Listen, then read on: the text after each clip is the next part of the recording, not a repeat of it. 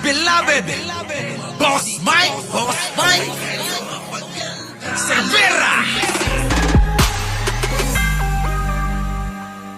Ato na mga kababayan ko, Senator Ping Lacson, nako, biruin nyo, nadamay na rin dito. Oo, nadamay, nakakuha na rin ng atensyon mga kababayan. Alam nyo, eto pakatatandaan nyo tong sasabihin ko. Magiging batik, oo, pangit na imahe etong nangyari na pag-urong ni Baste Duterte. Oo, eto ay magiging kawalan ng tiwala ng sambayanan. Maging mga DDS malamang iwan na yan. Sapagkat mga kababayan, yung mga DDS mismo, napapahiya yan. Kaya kung ako sa'yo, Baste, may pagkakataon ka pa, isalba ang karangalan. Tama? Oo, salba mo yung karangalan. Kasi, baka mamaya, mauna na si Libayan. Di ba? Baka mauna si Libayan. Oo. Bumaliktad yan. Baliktarin naman yan Di ba? Dating tinitira kayo. Biglang bumaliktad, naging kakampi mo. Pagtitiwalaan nyo ba yung mga ganyan? Di ba? Tayo mga kababayan, prinsipyo. Walang baliktarin dito. Ganun yun. Di ba, mga kababayan? galing mag-rap. Yun naman, rakista, gumaganon-ganon po. Mukhang tanga. Tangin na, rakista. Gumaganon sa lad niya. Putang ina. Galing. Heavy metal, pare. Tengeneng-neng-neng, tengeneng-neng. Mga aning.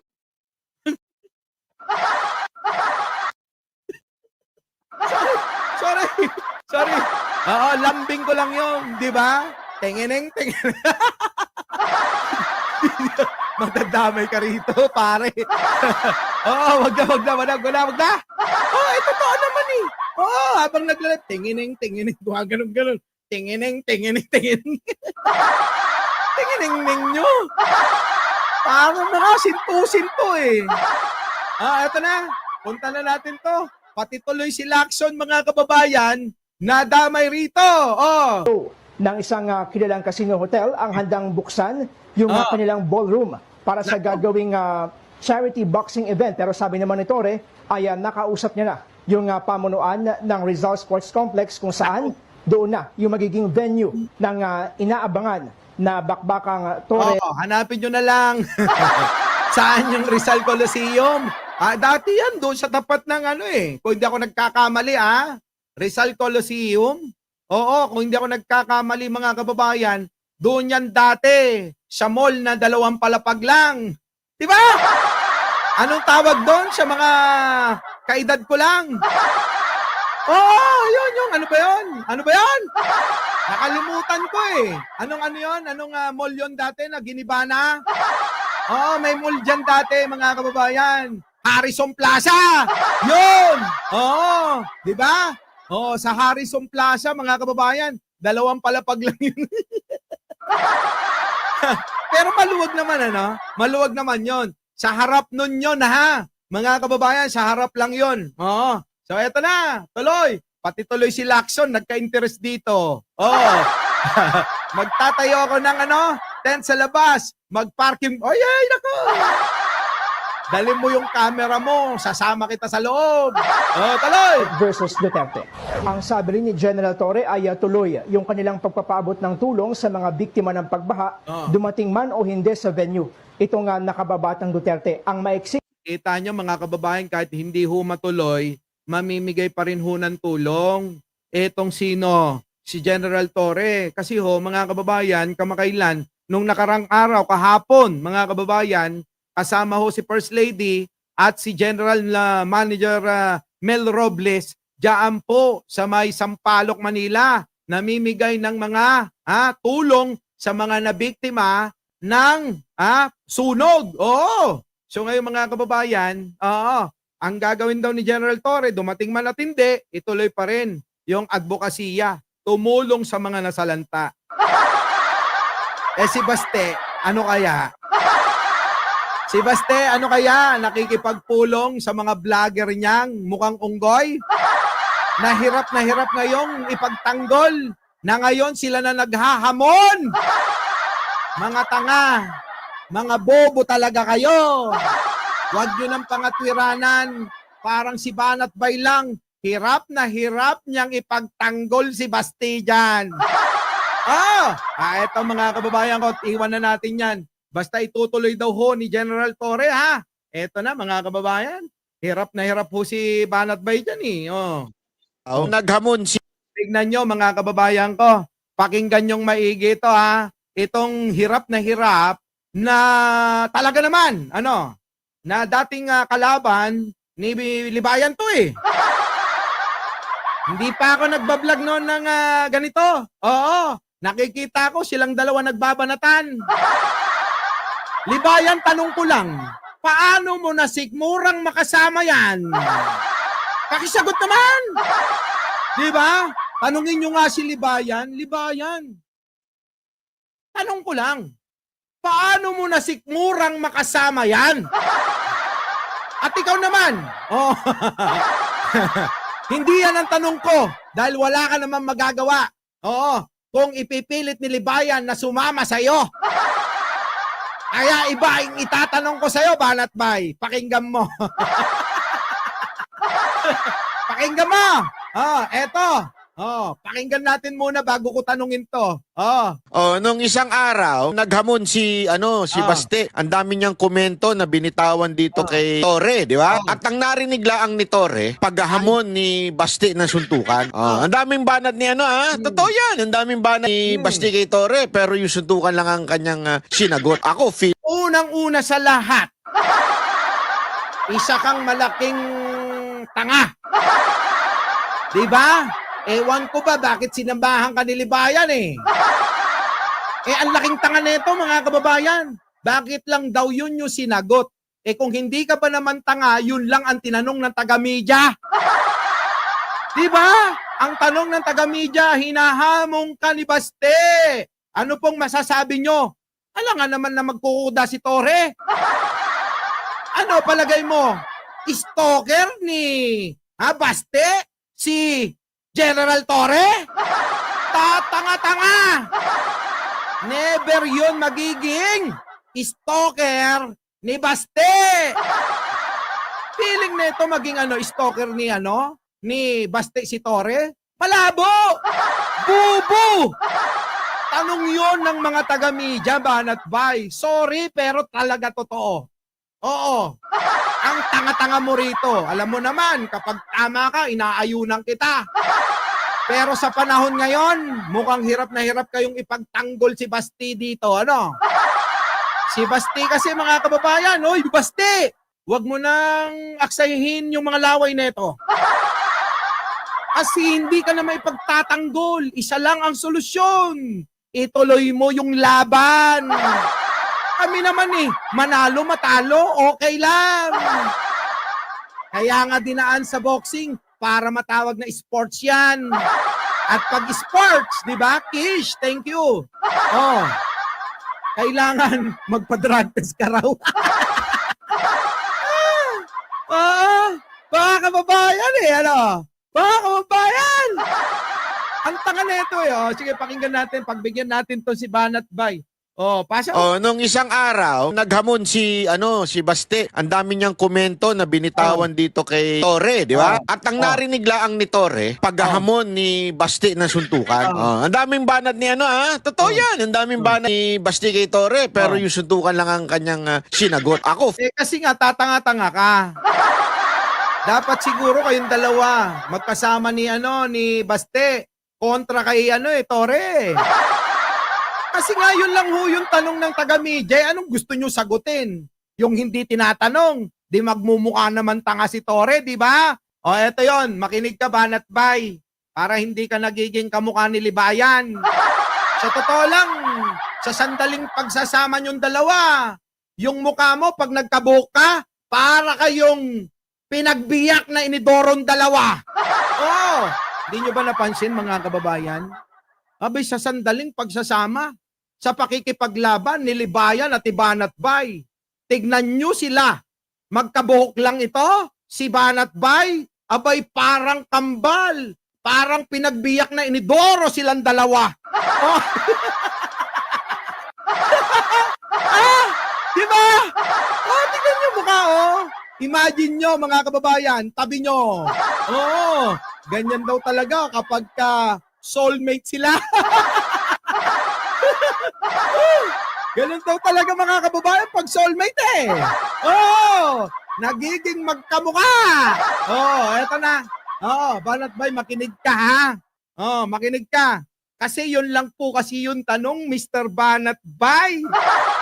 Kaya yun lang ang sinagot ni General Torre. Oh, eto. Vice Mayor, Pakinggan mo ha.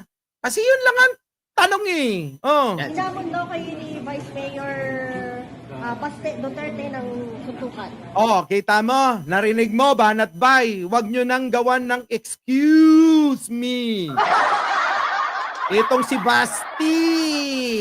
Dahil bistado na ang kaduwagan. Oo. Sayang ang tattoo niyan. Nakita nyo? Yan lang ang tanong talaga. So anong gusto mo? Sagutin lahat isa-isa? Ano? Stalker ba? Sino? Yung tatay ni Ballpoint Man? Hindi stalker yung tatay ni Ballpoint Man. Diba? Hamunin nyo kaya si Ballpoint Man. Diba? Oo, magtulong pa kayo lahat. Mag-isa niya lang. Okay lang yun, mga kababayan. Ano? Okay lang, si Ballpoint Man naman eh.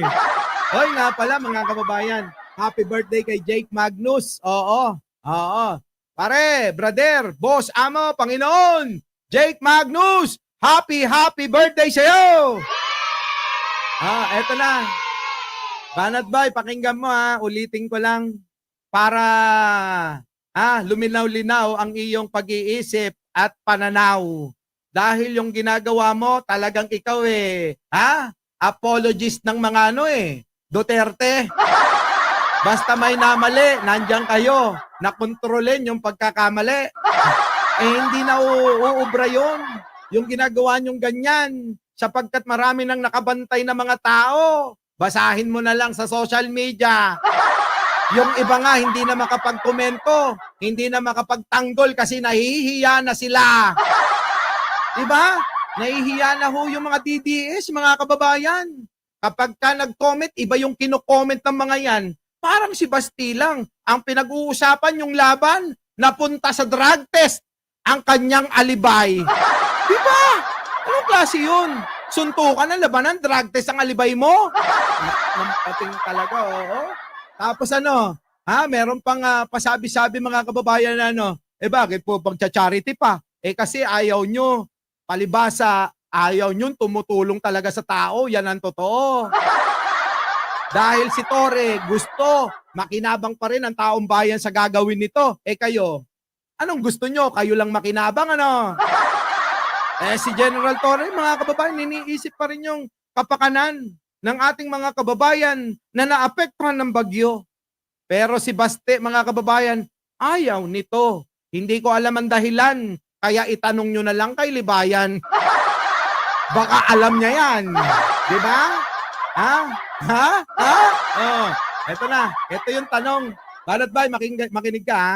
Ito yung tanong. Inamon daw kayo ni Vice Mayor Baste Duterte ng suntukan. Ano ang sagot niyo, sir? Pero tama-tama dahil marami ang nasalanta ngayon ng bagyo at baha. Maybe we can use this moment or this opportunity for to raise funds in a charity boxing match. This coming, kung para mabilis, this coming Sunday sa Araneta. Kita nyo, napakaliwanag naman ang sagot ni General Torre dito. Para dito sa katwiran ni Banat Bay, pakinggan nyo ang isang bobo. Tandaan nyo mga kababayan, ganito, magkomento mga bobo. naghamon si Baste. Ang dami niyang komento na binitawan dito kay Torre, di ba? At ang narinig lang ni Torre, paghahamon ni Baste ng suntukan. Ang daming banat ni totoo yan. Ang daming banat ni Baste kay Torre, pero yung suntukan lang ang kanyang sinagot. Ako, Kita nyo mga kababayan, bobo ka pala eh. Yun lang ang tanong ng media sa kanya. Diba? Alam nga naman na, panoorin pa si Basti ni General Torre. Langya kayo. Diba? Alam nga naman, panoorin pa ni General Torre si Baste. Hindi na pag-aaksayan ng panahon yun. Narinig mo naman, yun lang ang tanong, Banat Bay. Kaya yun lang ang sagot. Kaya kung sasabihin mo maraming sinabi, yun ay palusot. Oo. Kaya sabihin mo sa mga aso mo rin, manahimik sila. Oo, hindi sila kasali. Hindi sila yung naghahamon. Sayang naman ang itsura ni General Torre kung papatol sa mga aso mong yun. Pag tinignan mo yung muka, ubis na ubis eh. Mukha pa lang Yung mga aso ni Banat Bay, mga kababayan, ibang klase. Maliit ang ulo, pahaba dito. Nandito lahat yung mukha nakaganon Parang itlog na merong itlog dito nakadikit.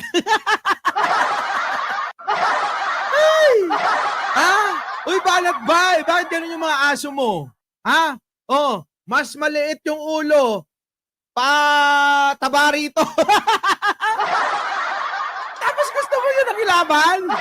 Lakiyan eh. Uy, Banat Bay, mahiya nga kayo. Hindi kayo papansin ni General Torre. Oo. Si Basti lang Ilang beses na ba naghamon si Baste? Di ba? Naghamon ng sampalan, ano nangyari? Di ba hindi naman dumalo? Hindi rin nagpakita? Takot na takot eh. Sa totoo lang 2 beses na to. Itong hamon ni Baste Duterte na anak ni Digong na kapatid ni Sara at ni Polong, at ni Kitty. Na idol ng mga DDS, kasama to. At yung malapit niya na maging kamukha, maging kamukha na. At idol din ng grupo ni Libayan. Yun, si Baste. Di ba? 2 beses na yung naghamon ng merong sampalan at ngayon naman ay suntukan. Siguro nung una, napansin, bakit sampalan nga naman ang hamon niya? Kaya yung iba sinabi, bakla ka ba? Sampalan lang yung kaya mo na ihamon kay General Torre. Kaya binago niya, nakabawi naman. Ang hamon ngayon, suntukan. Yun nga lang, hindi dadalo dahil marami siyang alibay. Anong alibay? Bakit daw may charity pa? Kung magsusuntukan lang naman, gusto nga maging makabuluhan, ngayon, total naman ikaw nang naghamon, sana hinayaan mo na lang yun. Total naman papakinabangan ng sambayan ng Pilipino kung ano man ang kitain neto. Pero ikaw, anong ginawa mo? Siguro nung malaman mo na makikinabang ang sambayan ng Pilipino, dahil yan ang ayaw na ayaw nyo, wag na lang. Kasi makikinabang yung mga tao. Yun ba yung dahilan? Yun ba yung dahilan? O yun yung tawag sa'yo ng mga nasa social media ngayon.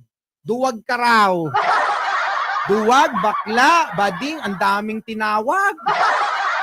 Wala, mga kababayan Ang daming tinawag ng mga mamamayan, lalo na yung mga nasa social media. Pansinin nyo mga kababayan, negatibo ang resulta. Paano pa kaya ipagtatanggol ng mga ito? At yung kamukha niya. Di ba Libayan? Oy, Libayan, magkamukha kayo, promise. Sabihin mo lang, doon sa dating kaaway mo, sabihin mo, Banat Bay, magpabuhok ka nga. Oo. Kung totoo yung sinasabi ni Mike Cervera na magkamukha tayo. Totoo nga. Ganun daw talaga kapag ka nagkakasama. nagkakahawig, nagkakamuka. Oo. 'Di ba? Yun lang ang pinagtataka ko. Sa saglit nyo lang na pagsasama. Ibang klase ha. Oo. Kulang na lang tawaging iisaaman yung dalawa. Oh, eto na. Oh, so ngayon mga kababayan, puntahan natin ang mga naapektuhan. Oh, tignan niyo mga kababayan ko ha. Sayang yung training ni General Torre. Oh. Pero sayang yung training oh. Oh. Oh, nako. Sayang yung training ni General Torre dito. Ano? Oh, ano pa, Boss Mike, tanggalin mo na yung iba para hindi ka na malito. Tanggalin mo na rin yung kamukha ni Libayan na si Banat Bay. Oo. Kulang na lang tawaging magkapitid silang dalawa eh. Oo. Eto, mga kababayan ko. Oh, next, sino pa? Mayor, Eto, tanggalin na natin yan. So, eto na. Ang mga naapektuhan po ay hindi lang ho kayo. Huwag ho kayong mag-alala kasi marami talaga. Yung mga naapektuhan sa hamon ng mga taga Davao, ayoko naman sabihin mga taga Davao, 'di ba? Leia Chin, ano? Hindi. Oo, ni Basti lang. Ang hamon ng taga Davao na si Basti, na anak ni Duterte, na kapatid ni Sara, na kapatid ni Pulong at ni Kitty, na sinusuportan ng mga DDS tulad ng Silibayan at ni Banat Bay at ng mga pangit na mga alagad nila. Yan po si Baste Duterte, mga kababayan. Maliwanag naman, ano? Oo, yan po yung naghamon. Oo. Our beloved Boss Mike Cervera.